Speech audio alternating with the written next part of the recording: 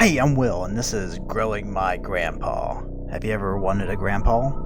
Did you know you could grow your own? Well, let me show you how to grow your own. Would you like to view the tutorial regarding the basic game mechanics? Alright, so pretty much the tutorial said I can hit the function buttons to do different little things to change my settings. If I right click, I get grabby hand that I can grab stuff with. If I right click again, I get pointer finger. That's it. That's pretty much most of the tutorial. Week 1. Ooh, is he like a plant? What if I forget to feed my grandpa? Do I have to water him and take him outside? I excused Adrienne during the music class today and spoke with her about her recent string of demerits? Demerits? Oh, pfft. Demerits? It was our first time meeting outside of our quarterly evaluations, and I believe it went well. I can certainly understand why Mrs. Richardson's classroom observations concerning Adrian's emotional state. She was, of course, intensely shy when we first met. As I understand it, she is similarly withdrawn in her classroom activities and only speaks or acts when she absolutely must. Some things she simply will not do. Instead of participating in a mandatory group activity, she will sit alone and accept that she will receive a demerit. I kind of agree with her. That's what I do. I don't know, like group activities, it's just awkward. Like I didn't mind doing group activities, but if it was a group that I didn't know anyone in, then pretty much I wasn't that active and I just kind of shut down. I don't blame them. Before the meeting, I read Mrs. Richardson's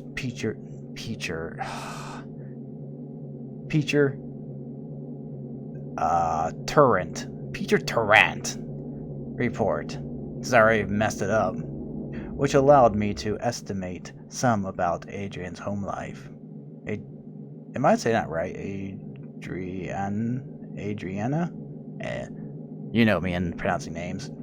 The parents are well educated and come from a prestigious background, but they lack time to properly nurture Adriana.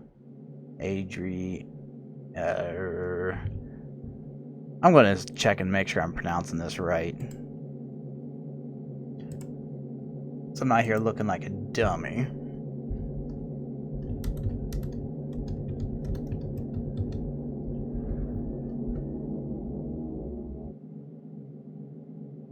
YouTube, how do I pronounce this name?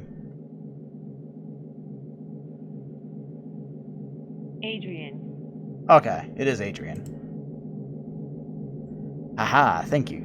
Thank you. Alright, back to the game. Sometimes mispronouncing their name the whole entire time. She's often left alone, and when she is not, the parents seem to not understand the importance of warmth and affirmation when dealing with someone so young.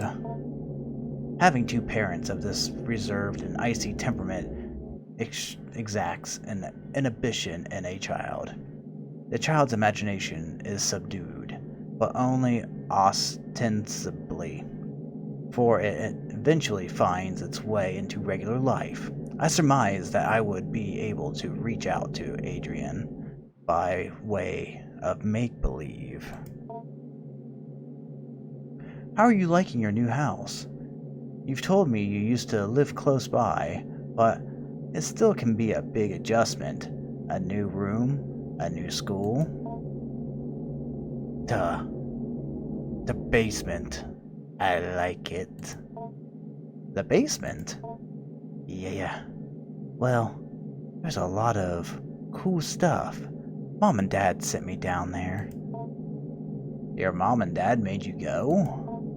Yeah, but there's lots of cool stuff. Well, that's not why they sent me down there, though. Why did they send you down there? For fighting. They were fighting, shouting. I came in to help, and they shouted at me. They said, go clean up downstairs, so I went. That sounds tough. Do they fight a lot? No, well, It's alright, Adrian. Maybe you can tell me more about the basement instead. Okay, well, it was weird at first, the stuff down there, but cool. I found something living, sort of. That's very interesting, Adrian. Please tell me more. By indulging in her fantasies and stories, I was able to glean more of an understanding of Adrian's anxiety surrounding her home and parents. The symbols of Adrian's story seem to carry their own traumatic weight, and her exploration of the basement may very well be the vehicle for the conveyance of her anxiety. Whatever might come of our next meeting, whether she will engage similar make-believe, I will set down her story here. Got me really tripping up, especially with some of the words they threw in there. Adrian's story begins with her delving into the basement with a trash receptacle and the goal of cleaning up. She discovered one of the walls was covered with plastic bags. She went to investigate, intent on tearing away whatever they covered. Oh. Grab. Grab.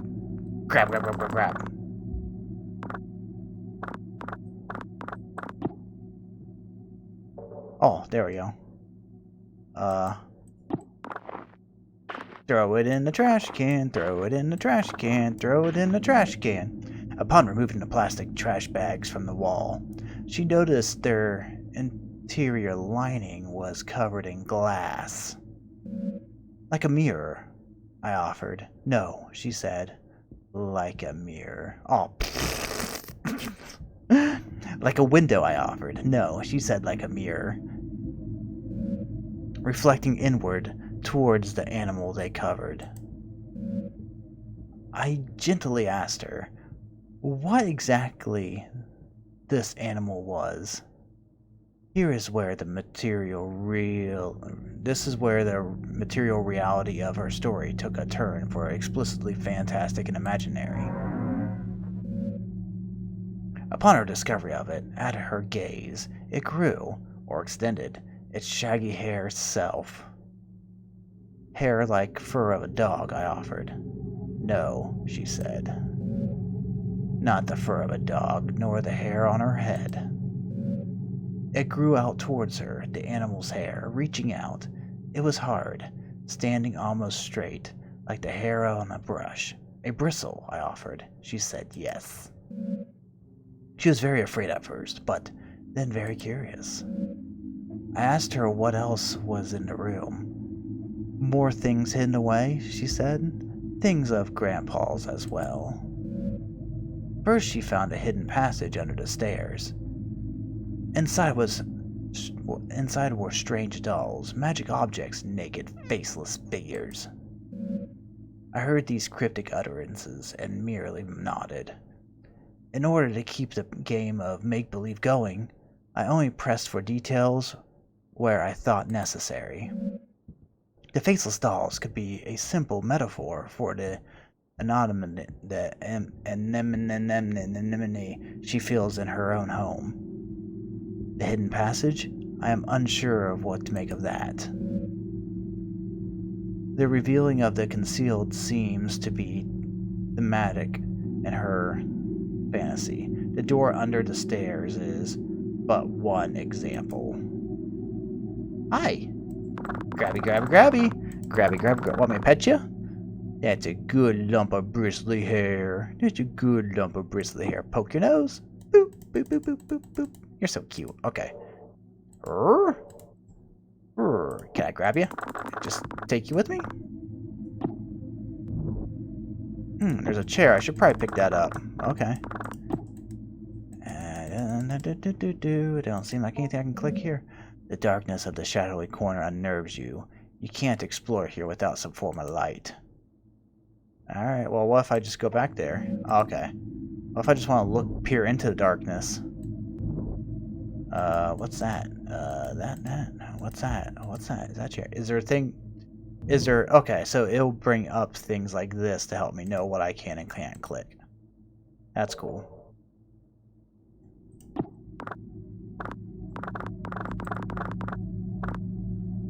It's just a pile of trash.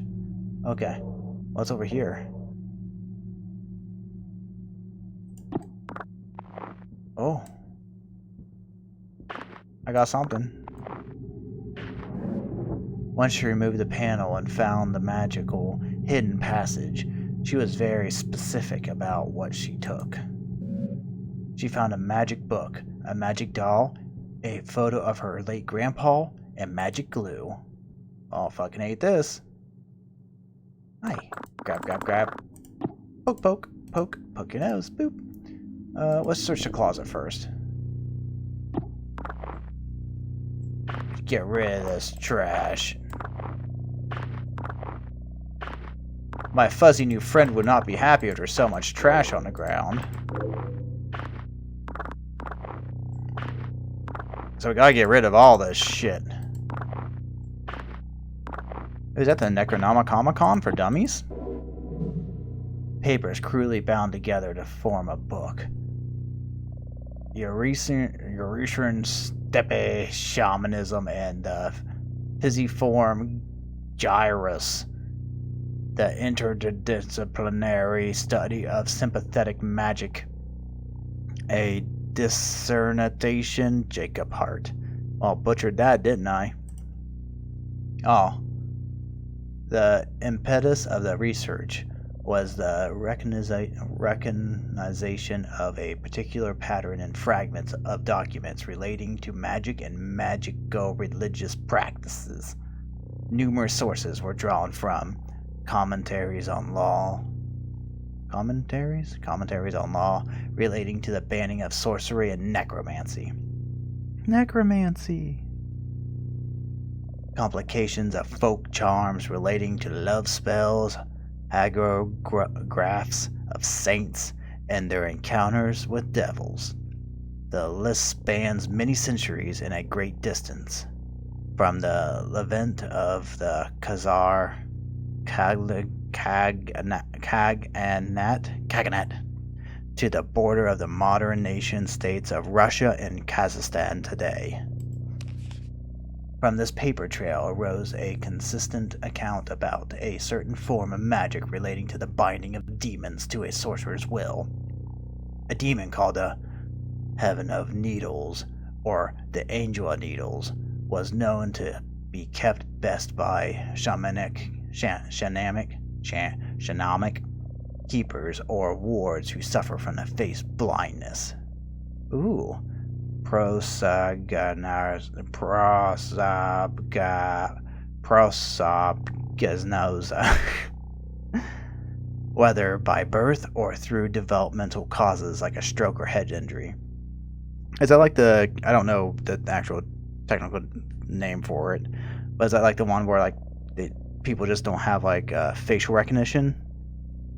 As of like you can see the same person every single day, but you just don't recognize the face. So it's almost like they're a stranger, but you can recognize like voices and stuff like that. But if they just like walked up on you, you would have no idea who they are. I think I'm taking it to like an extreme case, but is that what that is? It was known to be extremely effective, but terribly dangerous.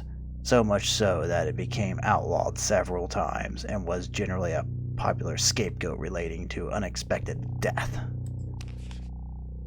This nexus of magical religious meaning-making, sorcery regarding human-related desires, and the history and science of neurological disorders relating to the physiform gyrus,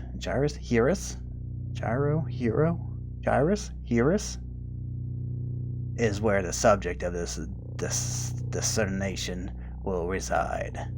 I will outline further and then analyze the historical sources I mentioned previously. Then I will go into the neurology of mystic and magical religious experiences.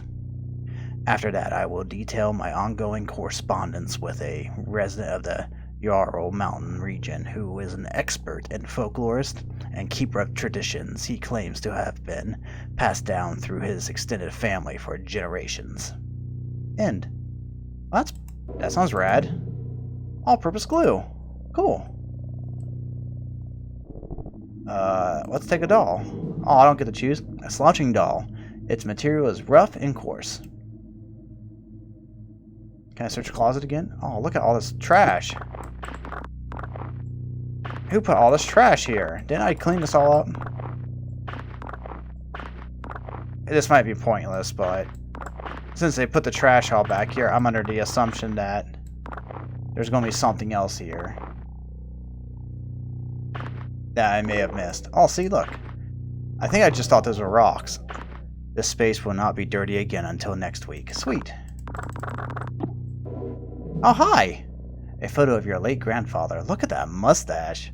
Look at his photograph. Mr. PhD on the back reverse side of the photograph. There's more text. Good luck on your trip to the Jarls. Stay warm. Oh, did he summon the... I interrupted to ask what she did with these magical, mysterious materials. Grow Grandpa, she explained plainly, and then, without missing a beat, she continued on her story. Feeling this was a potent symbol, I stopped her again to ask what she meant. Somewhat puzzled, I did not understand immediately. She explained slowly. Grandpa lives in the cage in the other room, the cage behind the door. They grew people in that cage. Cool. Okay, let's go back to this trash pile again. Maybe... I just keep seeing that, and I keep thinking it's going to be something, but...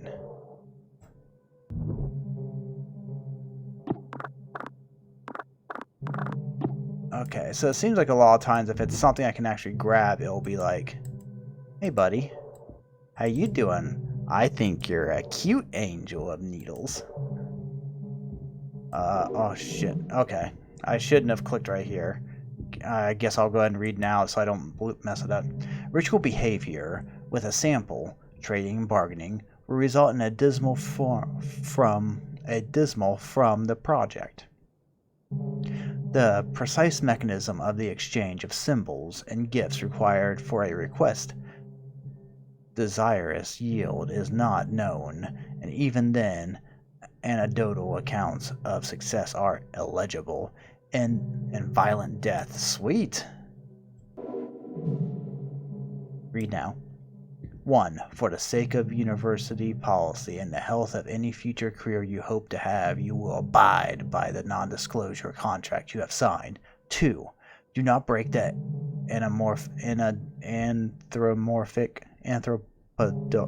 anthropodic vacuum without my prior consultation and approval. 3. Any anthropodic forms brought into the enclosure area. Cool. Must not be left unattended. When not in dormancy, the sample will attempt to take anthropodic shells. Please see shell notes for more on that. The sample's exposure to some of our neuronal activity is unavoidable. However, the speed at which its desirous yield is produced can be dampened by several precautions regarding libidinal and emotional urges. Keep conversation not related to lab work to a minimum. If you begin to suspect you are developing attachments to your colleagues, contact me as soon as possible. Regarding growth cycles, every time whiskers regenerate and leaves dormancy, it is to be logged as a new propagate. I can say it. I know this word. Propagation. The sample's bodily existence cannot be illegible, i.e., a part cannot be cut from the whole, so it can only be one living propagation. Propagations are to be terminated after 5 weeks. Well, I'm growing it forever. Any further development puts us at risk. Termination procedures will be posted and followed with extreme care. With all that out of the way, I want to welcome you to the project. I look forward to working with you, Dr. Hart. Hear that, Randy? After 5 weeks, we kill it. We're not going to do that. So many big words. I'm so butchering a lot of this. Hastily written note. I have repeatedly called your homes to no avail, and so I am forced to leave this here for you all. I found William sitting in the corner of the enclosure area, seeming severely concussed. Whiskers was gone, and none of its usual hiding places. I immediately suspected the worst. The project thus must be suspended for now. I am leaving up the usual mirrored coverings we use to keep the anthropodic void sealed. I have done my best to lock up everything on such short notice. It is a hasty fix, but it will require some time to find more permanent remedy. I honestly am hoping you do not find this note, as I intend to lock the house down. I intend to race off to you to retrieve your lockbox keys. Do not worry about William's key. It and the rest of his equipment are almost certainly deep within the Whiskers now. I pray you do not enter this room, no matter how it may appear. William cannot be helped, and it is only being kept alive as a means of continuing predation on the rest of us. Predation. I will say once again, no matter what state you may encounter William in, he cannot be helped. I have sympathy for the young man, I truly do, but I found his person several photos of his late sister, which would imply a certain risk he knew he was taking. Our extant research materials have now become possible liabilities, either criminal or professional in nature, so I have stashed them away. I believe I let you all know how I might do this if we were ever to experience an event such as this. I hope you all remember what I told you. So long then, Dr. H. Wow, that sounds like a lot of scary shit, so let's go into the door we're not supposed to go into. Beyond the door, in the room, the cage was hidden, concealed by another cloak of inward-facing mirrors. Man, I'm a brave kid. A hidden cage lined with mirrors. It is strange, almost poetic. The elaborate fantasy of self-reflection, concealment, captivity. Get rid of it! Get rid of it. Okay. This can't be good. Oh, there we go. Let's go ahead and get this party started. I gotta grow my grampy. At the cage, she finally cast her spell. But it was confusing, she confided at first. She took the magic doll, the magic glue, and the photo of her grandfather, and she combined them, and she wished very hard. I can only assume in this fantasy that next her wish would come true. And what child's story would it not? Hi. Boop, boop, boop. Can I open it? I got the glue. Particular human representation. Generic human figure. There we go. Grandfather. Glued together. Look at it. A tangible symbol of intention and desire. Oh. Hey, Grandfather. She put the grandpa in the cage, assuming that was part of the ritual. She was not clear on how it worked. What precise instructions she could glean from her grandfather's magic book was complicated by her reading comprehension. She wished with all her heart, and then she told me she waited a while for anything to happen, but after that time, she began to cry. She cried really hard, she said. I wanted Grandpa to be back. I wanted my parents to stop being so mean. And it hurt me. It hurt me wish for Grandpa to come back, for my parents to be different. I could feel it through the walls. I could feel it through the air. I asked her what exactly she meant. She could only repeat what she said. By this time, lunch was almost over. I said goodbye to Adrian, and she left to rejoin her class. I was left to consider our conversation. I believe the storytelling strategy I have employed was not unfruitful, but I must probe deeper if I can. Although I can be sure of nothing, I interpret the impressions I get may begin to help me get an idea of the right questions to ask. Knowledge you acquired this week has given you access to certain topics or keywords you can discuss with Grandpa. You have gained a conversation topic, wish. Consider discussing this with Grandpa when Grandpa emerges.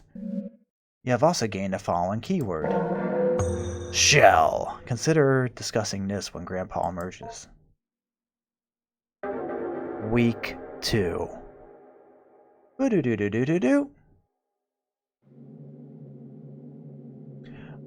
I met again with Adrian in order to address her emotional outburst in the past few weeks.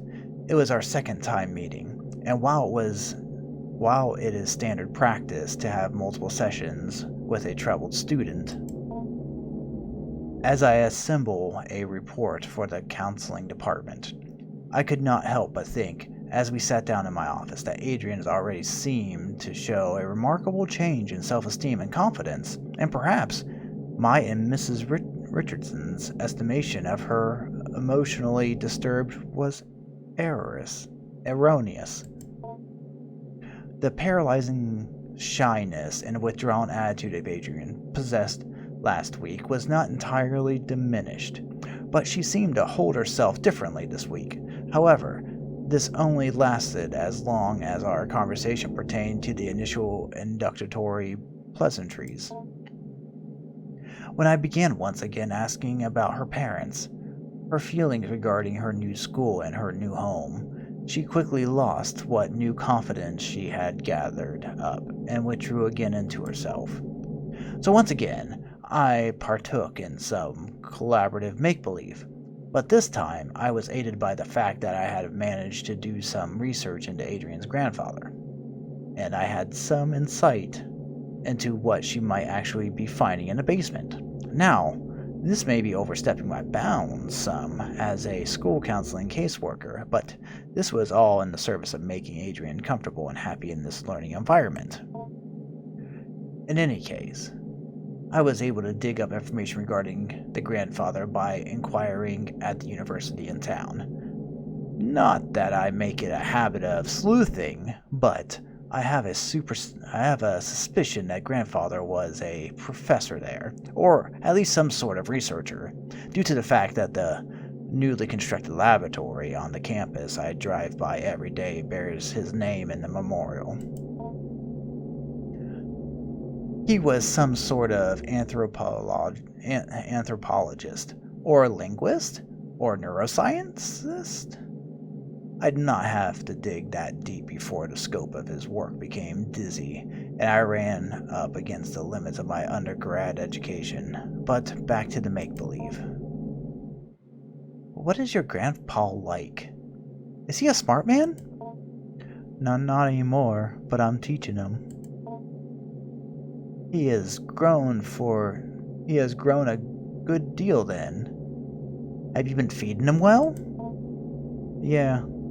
He's getting bigger, but he has a lot of room in his cage. He's still behind bars? Yeah, well, he might be able to climb out eventually. There's this vent in the ceiling. Well, perhaps if he climbs out, I could meet him someday. Yeah, maybe, but he's not ready to leave. He can't take care of himself. I have to feed him. Pick up after him. Ah, you store your food in your lunchbox. That's nice of you to share.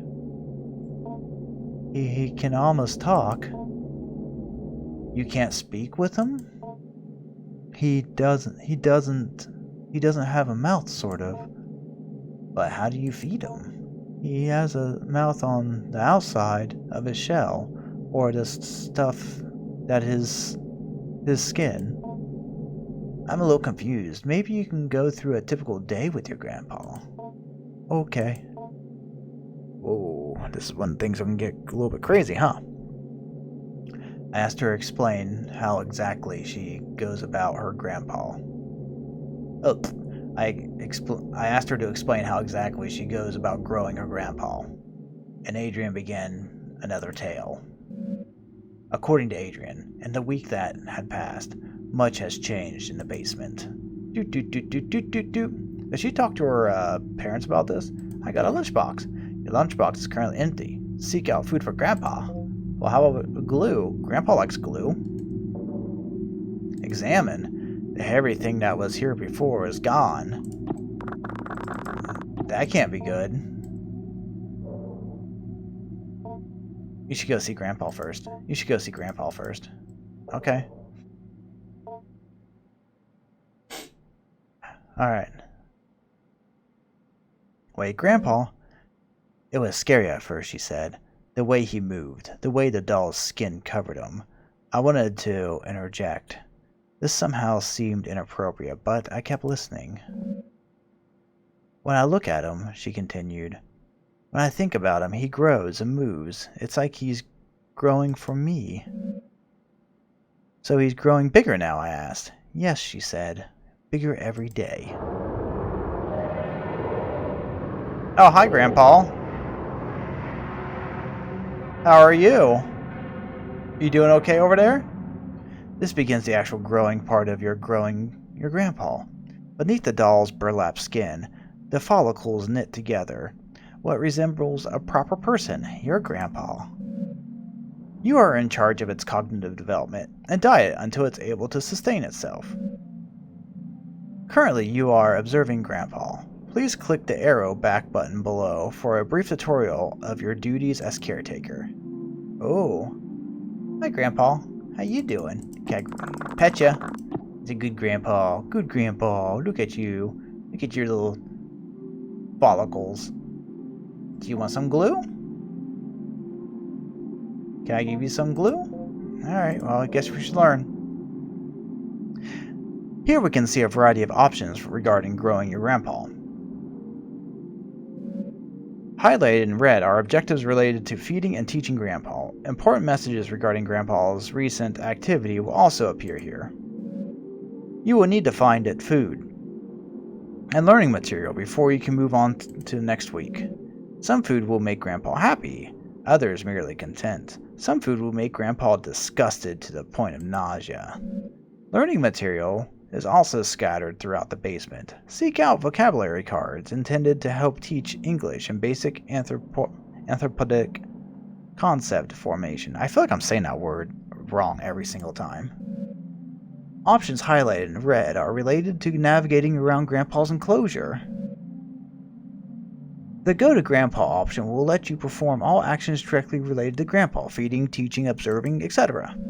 Accessing the Study Corner will let you go over any document you pick up as the weeks go by. It's a good idea to learn about the work of the people who last occupied this space. Accessing the Kitchen Corner will let you search for food in the old refrigerator and prepare food for Grandpa if need be. Help button will replay this tutorial. Save button will save your current progress. You can only have one save file at a time, so you have to save data. So if you have to save data, you'll be asked if you want to override it. Exit game will take you back to the main menu. Move buttons may or may not appear depending on your development of Grandpa, so watch out for them. One final note, take care to explore the basement at your leisure. However, due to the entropic nature of clutter and trash, different weeks may allow you to find different things you had not previously discovered. Good luck! Alright, cool. So we have to feed Grandpa, 2 acceptable foods eaten, seek out things to feed Grandpa, teach Grandpa, 2 words taught, find vocabulary cards, help Grandpa speak, explore the basement. So, let's go to Grandpa first. Hi! Observe. You examine Grandpa, noting its movements, respiration, and general mood. Grandpa seems sort of sluggish and bored. You can get the feeling it may be more content and ready cooperative once fed and taught a word or 2. Attempt to communicate. No response. Alright, well, let's say feeding Grandpa, and let's go explore a little bit. What's in the study corner?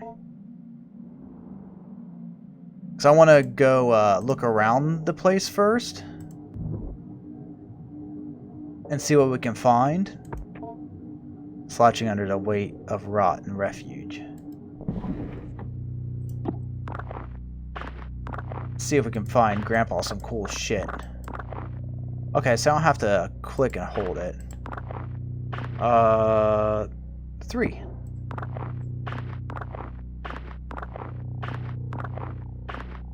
So I figured, let's go out and try to find stuff instead of the pre-generated things that's already hanging out there.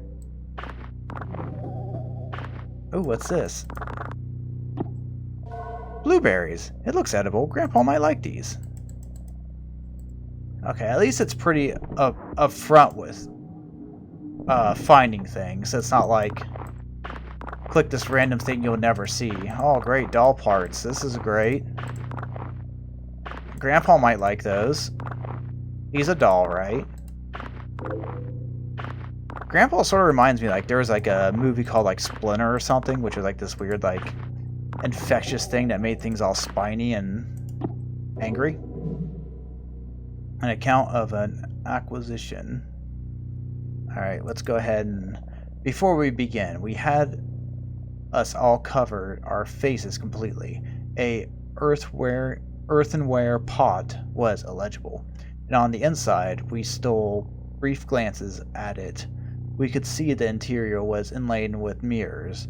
The illegible gave it small pieces of dough. Spoiled food, chicken feed, illegible, keeping it content. The keeper gestured towards the small bag where the food composted, and told us to be careful not to feed it any meat. I asked if the rotting food was good enough to sustain it, how it might get nutrition from it, any of this. Why do I want to feed it meat? The keeper regarded me seriously and asked if it did not matter what it was fed. The act of feeding itself was what mattered. The act of feeding flesh is another act, however. He then gave me another series of grave warnings regarding not keeping any animal-derived foods near where I might be keeping it. I'm an animal-derived food. Safety! I'm guessing this is like a safe box. Trash pile. Something about the painting is strange. Oh, do.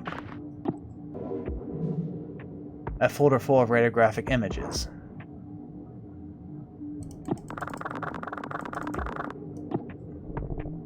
There's trash pile. How does all this trash keep getting in this basement? You imagine after a while of cleaning it, it would just be clean. Oh, sweet stuff. So how does your grandpa meat? I want to know. What if I get him like a Slim Jim? Fiberglass insulation. This isn't really food. Grandpa might eat it, however. So that also implies that Grandpa doesn't really care about, this waste here smells particularly strong. Oh, that's terrifying. A simple paper doll. It might be useful in the construction of magic symbols.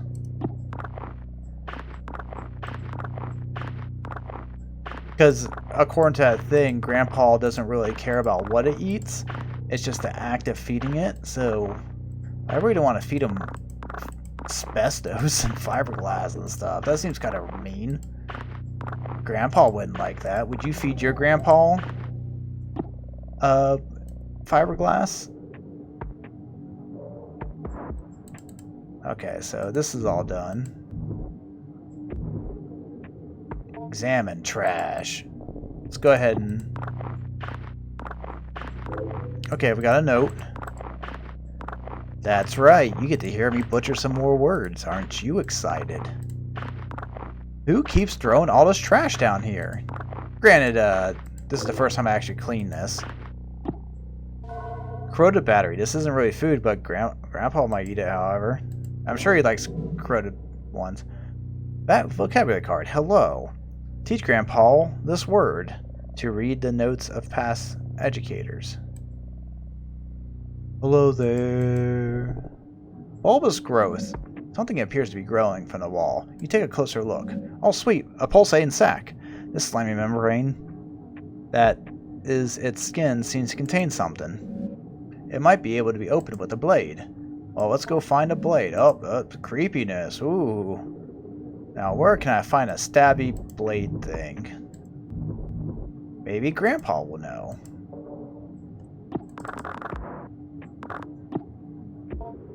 Okay, I was wondering if I was going to say anything different. Okay, so let's go to the kitchen corner. Prepare food. Well, let's not do this yet. Let's search the upper fridge. Lettuce. Grandpa might like this. A brown banana. Looks edible. Grandpa might like this. Alright, soft fruit or veggie. Unappealing item. So that's something that Grandpa might not like. Let's give him a banana. Mixed with a I don't want to mix it with a battery. Do I have to mix it with a battery?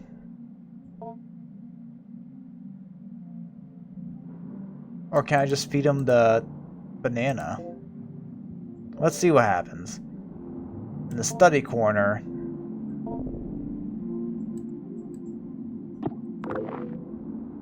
Oh, okay.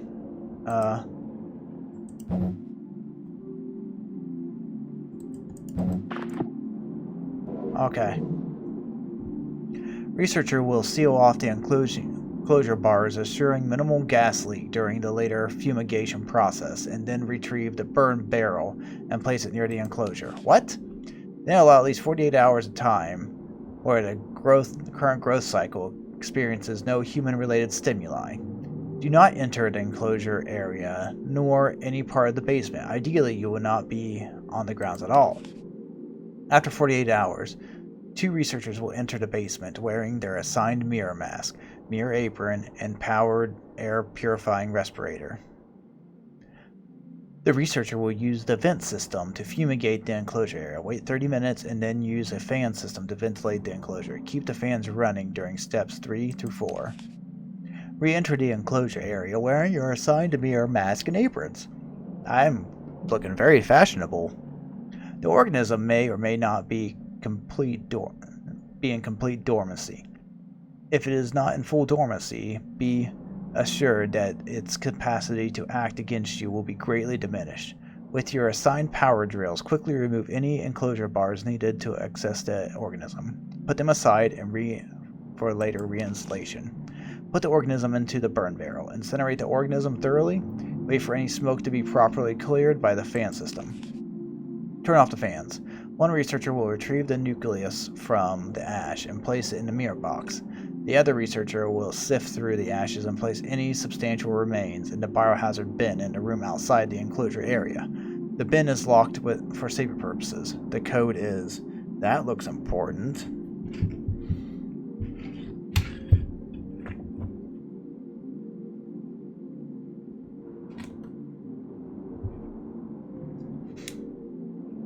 So 3, 2, 3, 2, 4, 5. That looks important. The researchers will fill out the termination form and leave it for Dr. Hart.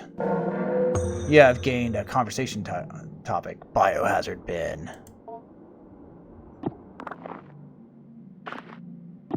Wait, I didn't want to throw that away. I wanted to look at it. Alright, well fuck it. We don't need to look at it anyway. Okay, so we've already looked at all these. We did those. We're going to talk to Grandpa about biohazard bins. I'm pretty sure that's his favorite topic.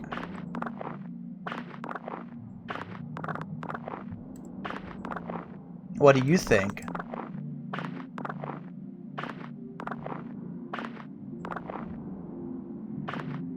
One day I'll grow my own, Grandpa. Oh, okay. What the fuck is this? Looks edible. Cashews. Grandpa might like this. Cashew seems like a Grandpa kind of food. It is said to pass from one family of steppe people to another, but pressed on its ultimate origin, illegible. Somewhere to the south, coiled in a bowl covered in incantations, buried upside down by a graveyard, a common late antiquity. Antiquity. I know what the word is, I just can't say it, I guess. Demon trap. Antiquity. I can't say it, but I can hear the word. The keeper, an elderly man, is failing health, was ready to expound upon and on, was ready to expound on and on about the dangers of the organism, and when I asked more pointed questions about the history of its acquisition, I was given a curt response that had a way of circling back to vague warnings. Sweet.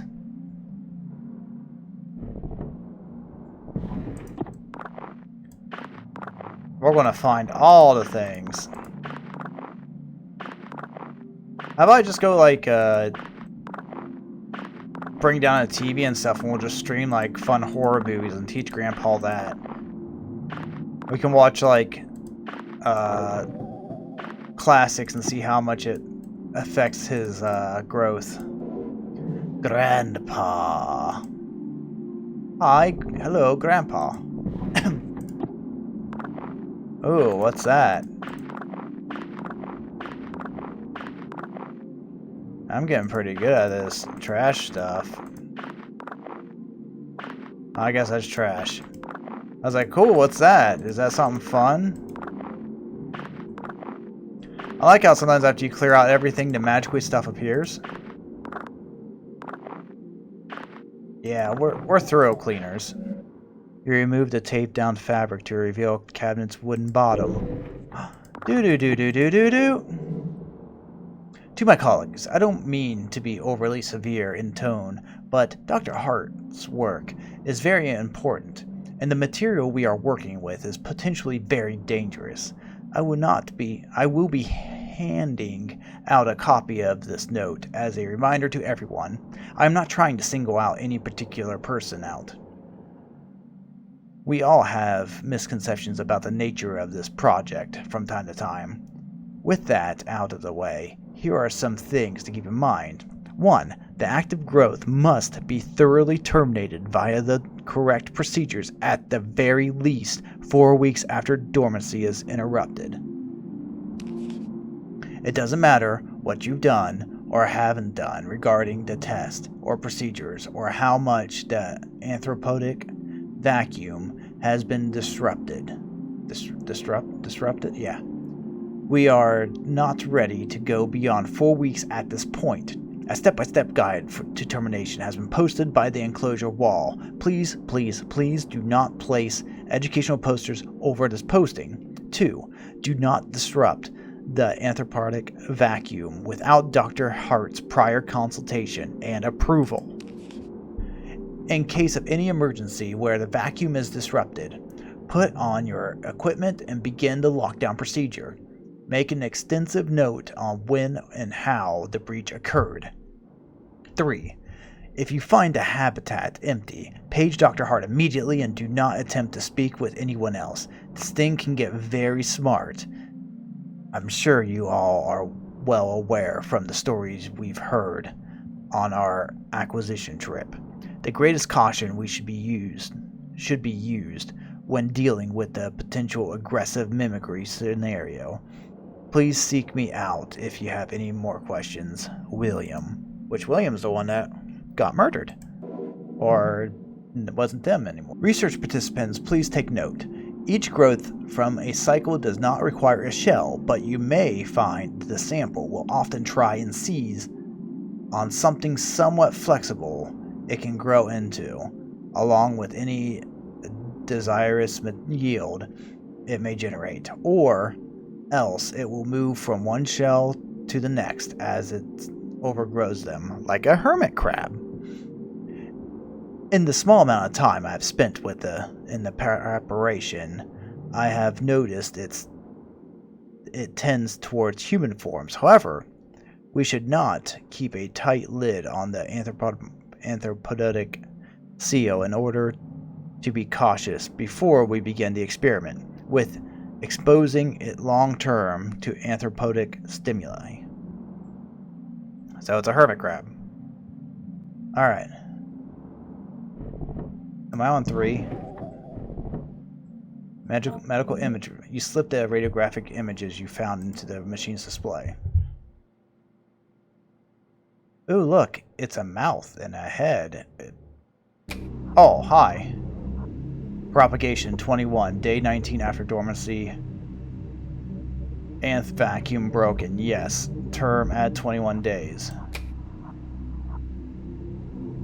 Intriguing results with regard to the mimic hypothesis. A participant entered a sealed chamber adjacent to Whiskers, growth cycle 21, which had been freed from the anthropomorphic vacuum. Constructed quite economically from plastic and broken mirrors, the first propagation's original earthenware vacuum was shattered during the move-in.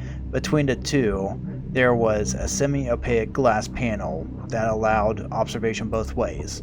The human participant was asked to think of someone in a popular conscious, fictional or not, or no, and cognate on their image, personality, face if possible, voice if possible, etc. Our participant chose Jesus of Nazareth, and with weekly repeated exposure to the participant's imagery propagation, Number 21 began forming what resembled a anthropodic Nazareth in the fold of its spines. Previous human-oriented tests have always bore out a result that Whiskers would form an anthropodic team member, be it me or Dr. Hart or Gerald Gerald, and we assumed it would merely mimicking one of us. Dr. Hart was always contended. I keep wanting to say delirious, the desirous yield, or the anthropodic reproduction Whiskers creates when it contacts the human beings, has always been based on the conception and relation to the person through someone else. With this framework, the desirous yield is not actually a replica of a person, or if it is only a replica of the fiction of a person generated in the mind of another. The desirous yield was not Jesus Christ, but the participant's image of Jesus assembled from the religious upbringing, religious artwork, depictions in popular culture, etc. This radiograph was taken right before the destruction of the growth cycle, while Whiskers was rendered unconscious via fumigation. It seems like with every successive propagation, the stem cells in the organism work a little faster. But I'm not paranoid. It's technically deathless, yes, but we're burning up whatever knowledge it gained when we incinerate it. I don't believe in magic just yet. That's pretty fascinating, though.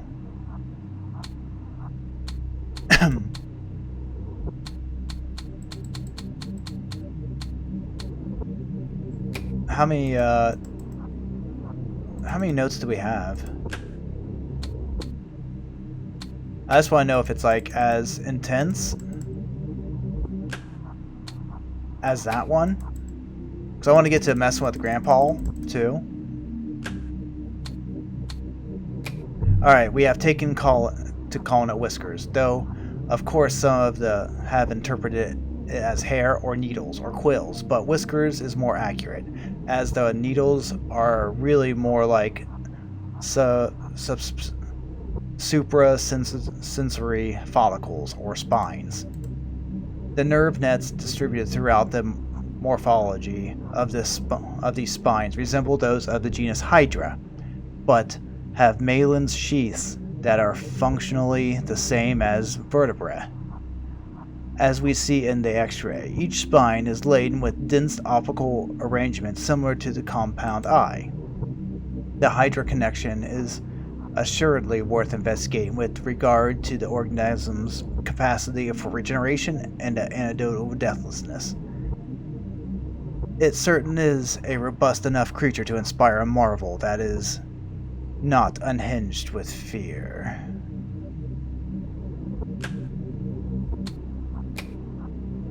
Exposure to mammalian forms, part of the series of zoomorphic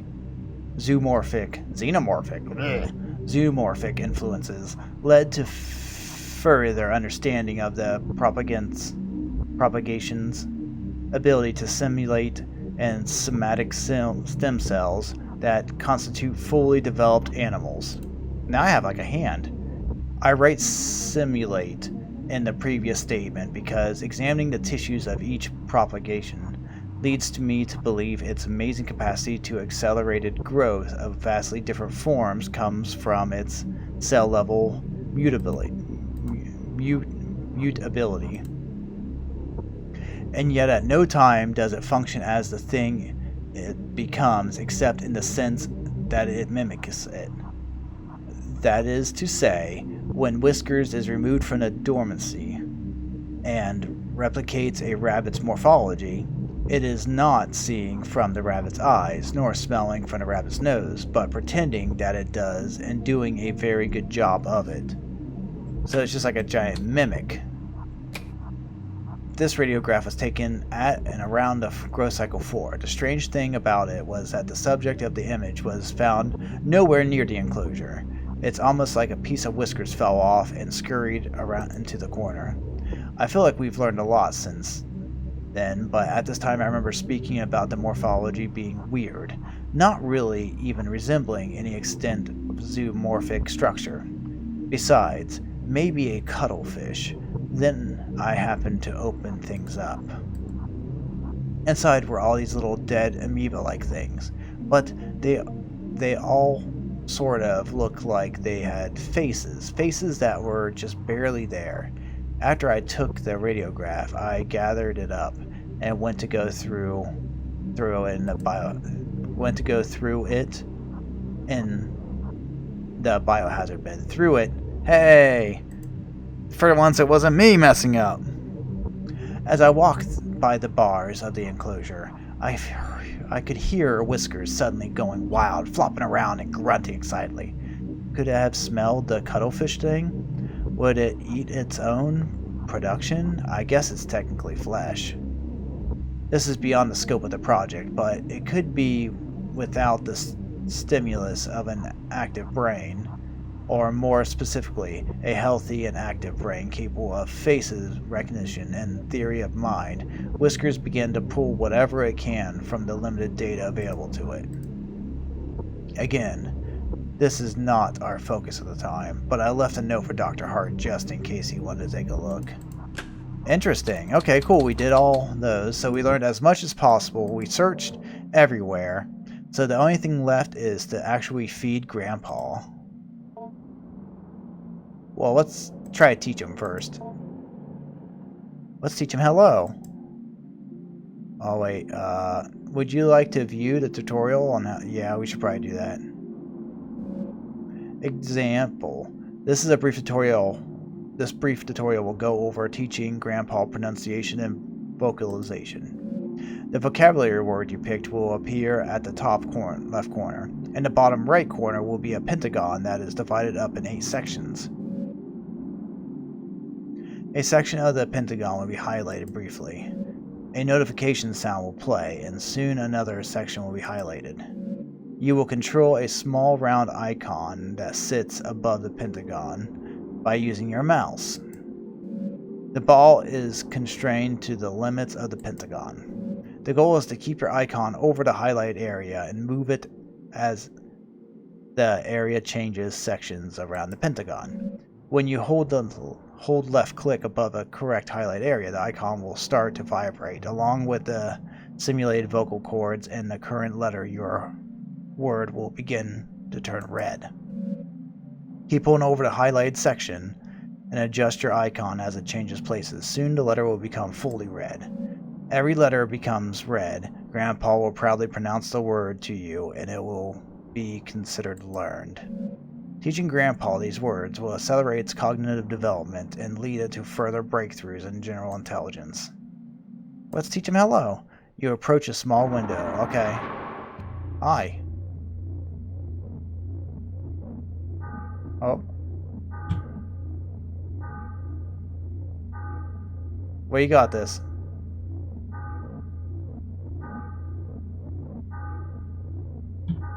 It just feels rough because it's like on a mouse. Wait.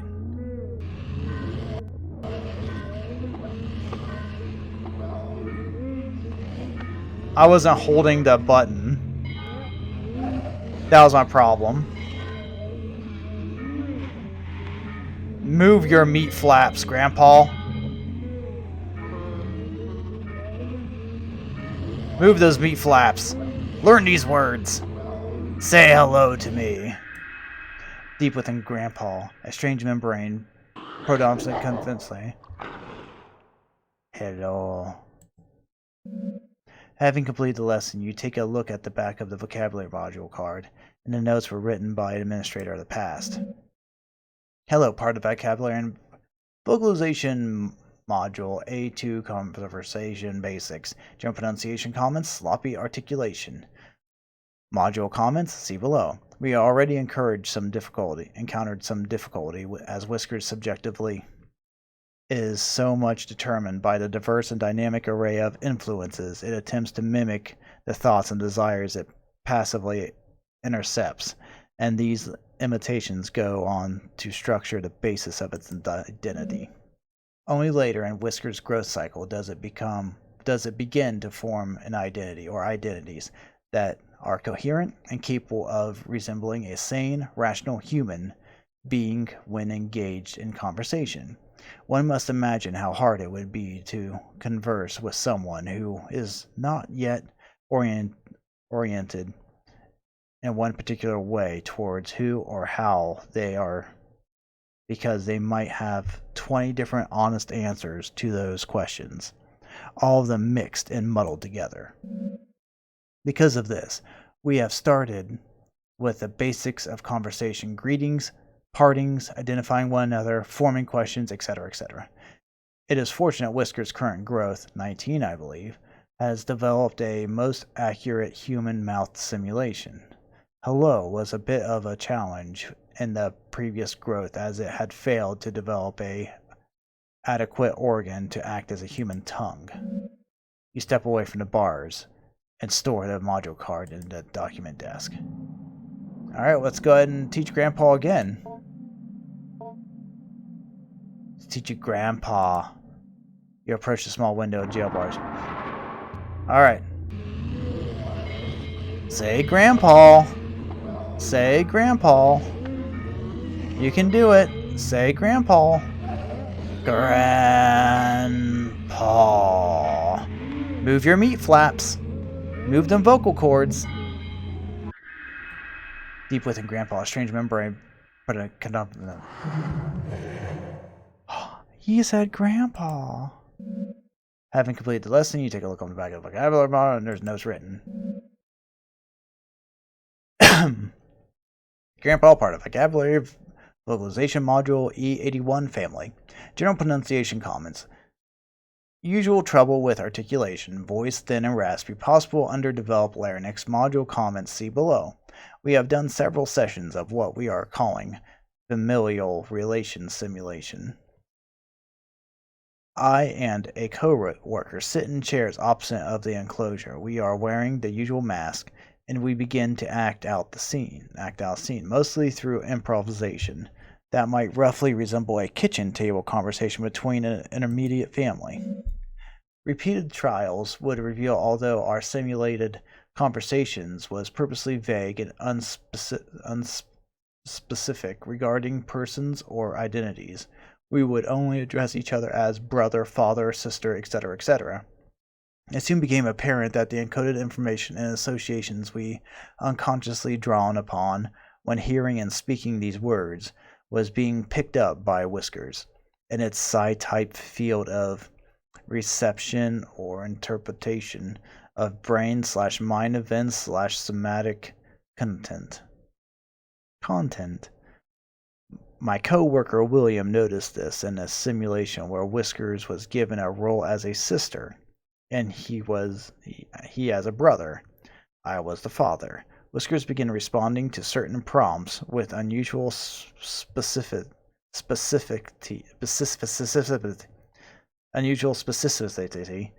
as well as general pattern and timbre of speech that continued with unusual consistency.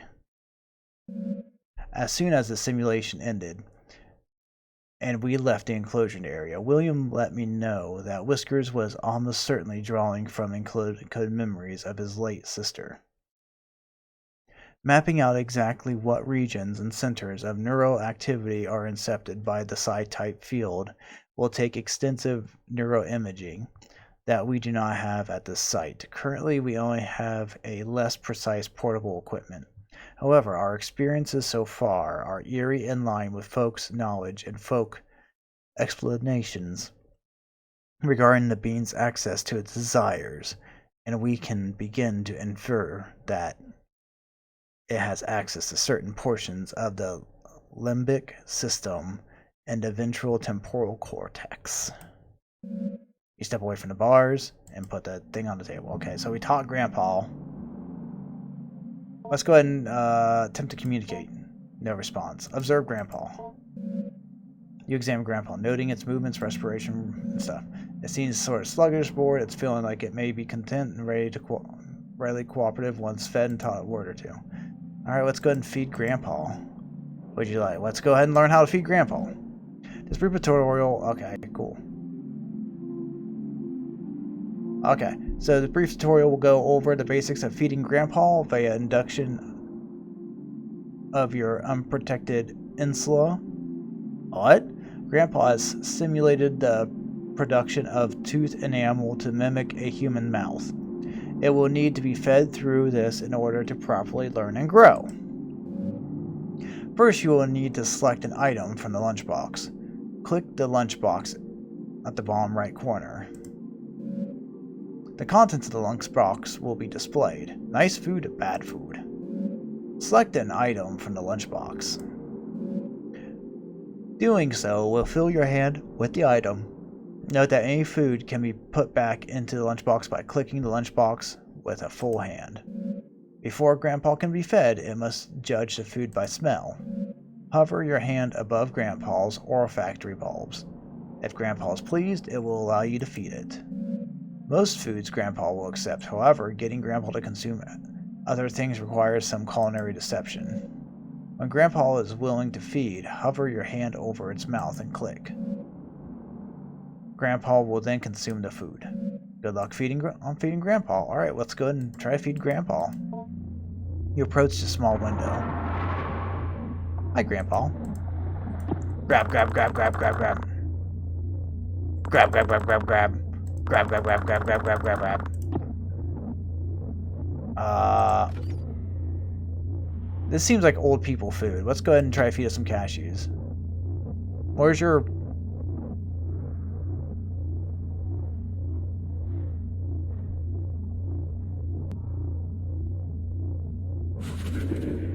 Seems indifferent to the smell.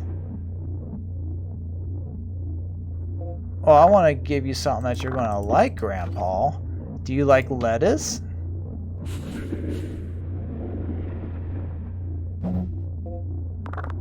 I want to try... do you like bananas? That's an old person food.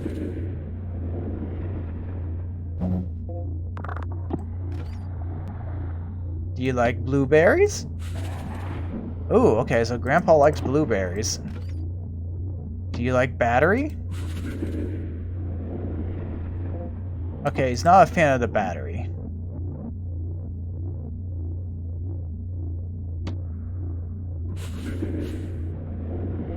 He does not like that. Okay, so he liked the blueberries. Here you go, Grandpa.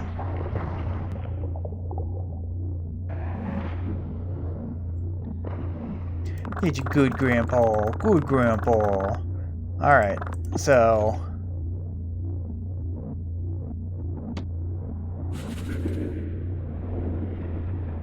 Here you go. Nom nom nom nom. Nom nom nom nom nom. There you go, Grandpa. That's a good boy. Good Grandpa. Step away from the bars. Grandpa grunts in appreciation and locomotes towards his favorite corner. Digestible food. Yay. Okay, now let's go back to Grandpa. Observe. He appears content and ready to cooperate. Attempt to communicate. Grandpa ascends to your request. It approaches the bars and begins to unknit its skin. Oh, sweet! The inner Grandpa, though still not fully formed, is revealed. It may be fruitful to speak with it, if it can respond. Hi, Grandpa.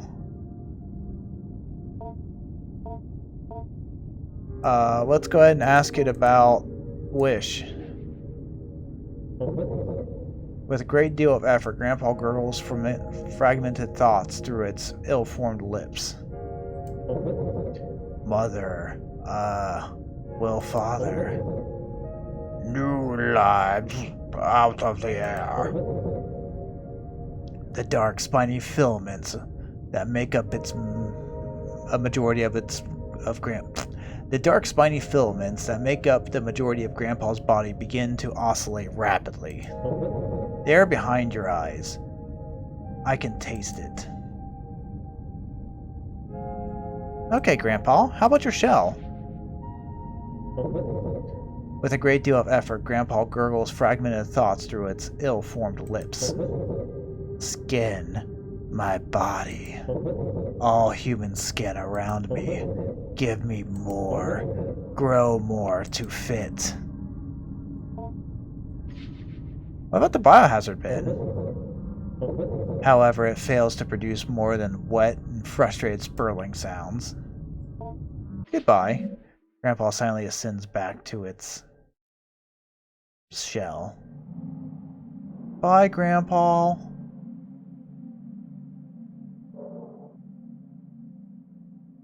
Alright, I'm gonna go ahead and save game. No, okay, I already saved it. Okay. Woo! We got a lot, I did a lot of reading, but really interesting. So apparently Grandpa, if I just had a guess, is a weird, like, ancient being that was found many, many years ago and was kept by many generations of people, I'm guessing. And then we acquired it, or the previous group, Grandpa acquired it, to do experiments on, because it's like undying and stuff, and progressively trying to see what we can learn and teach it and grow and whatnot. So it's very interesting. I'm curious about what's going to happen with us teaching Grandpa. I wonder what happens if we feed Grandpa the unacceptable stuff. Is it just like more nourishing if I feed him the unacceptable stuff, like just like filler food shoved in with the lettuce and stuff? Like, oh, here's some insulation to kind of pad this lettuce and makes him less hungry? Or I wonder if I can just feed him the straight up battery and go like, here, because like the one thing said it's not so much the food but the act of doing it. But if Grandpa actually has opinions on the food, but then again he mimics, so is he just reading my mind of what I think I like a little bit? So maybe my character likes blueberries and stuff, and that's why Grandpa likes it, since he's reading my mind and just trying to mimic me. Because I guess that's gonna be a big thing, is like any emotion and stuff it does, it's gonna be a question of like, is it actually its emotion, or is it just playing off me, trying to mimic me and trying to play off that? So interesting idea. This is gonna be fun. Sorry about all the terrible mispronunciations and stuff like that. Hopefully you can get through all that. But I think this is going to be an interesting journey. So thank you for wasting some time with me, and I will catch you later.